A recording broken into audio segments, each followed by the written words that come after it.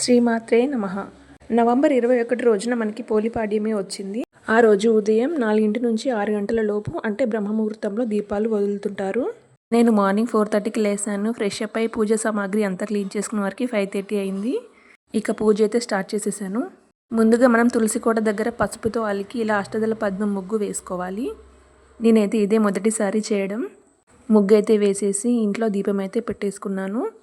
యాక్చువల్గా ఈరోజు గంగా నదిలో దీపాలు వదులుతూ ఉంటారు. నది స్నానాలు కూడా చేస్తారు. అలా కుదరని వాళ్ళు ఇలా ఇంట్లో కూడా చేసుకోవచ్చు.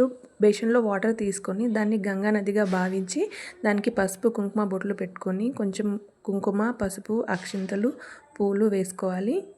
ఇక ఎన్ని వత్తులు వేయాలి అని డౌట్స్ ఉంటాయి చాలామందికి, 31 33 అనేసి. నేనైతే 33 వత్తులతో దీపాన్ని వెలిగిస్తున్నాను. అలా అని 33 వత్తులు ఒకేసారి పెట్టకుండా ఇలా 11 11 11 అలా 3గా చేసేసుకొని వెలిగించాలి. తర్వాత ఆ వత్తుల్ని ఒక్కొక్కటిగా నూనెలో తడుపుకోవాలి. ఇక్కడ ఆవు నెయ్యి అయినా వాడుకోవచ్చు, నువ్వుల నూనె అయినా వాడుకోవచ్చు.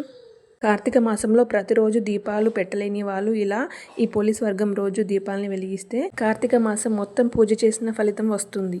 దీపం వెలిగించాక ఇలా 3 సార్లు అనాలి. దీపం వెలిగించేటప్పుడు కార్తీక దామోదరాయ నమః అనుకుంటూ వెలిగించుకోవాలి. ఏకహారతితో అయినా అగరబత్తితో అయినా దీపాన్ని వెలిగించుకోవాలి. తర్వాత ఏదైనా ఒక పండు సమర్పించేసి హారతి ఇచ్చి కొబ్బరికాయ కొట్టాలి. మంచిగా శివనామ స్మరణ చేసుకుంటూ దండం పెట్టుకోవాలి. ఓం నమః శివాయ.